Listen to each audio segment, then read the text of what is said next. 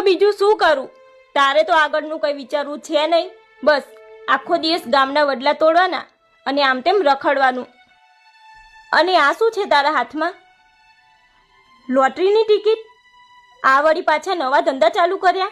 અરે ના ના, એ તો હમણાં થોડી વાર પહેલાં આ મંદિરે એક છોકરો નીચે પડેલી બ્રેડ ખાતો હતો, તો એને જોઈને મને એના ઉપર દયા આવી ગઈ, તો મેં એને 100 રૂપિયા આપ્યા અને એના બદલામાં એ મને આ ટિકિટ થમાઈને ગયો.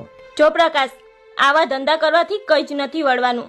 અને તને ખબર છે ને કે મારા ભાઈએ તને શું કીધું છે? તું એમના હાથમાં 5 લાખ રૂપિયા આપીશ તો આજે મારા લગ્ન તારી જોડે કરાવવા રાજી થશે. હા મને ખબર છે, અને હું એ જ પ્લાનિંગમાં છું. કંઈ નોકરી કરવાથી મારી જોડે થોડી 5 લાખ રૂપિયા ભેગા થઈ જશે. અને સાચું કહું ને તો તારા ભાઈ બહુ એટલે બહુ જ કંજૂસ છે. એમના જોડે લોટ રૂપિયો હોવા છતાં એક 5 લાખ પાછળ પડ્યા છે. ચૂપચાપ રાજી ના થઈ જાય આપણા લગ્ન માટે? વાહ વાહ,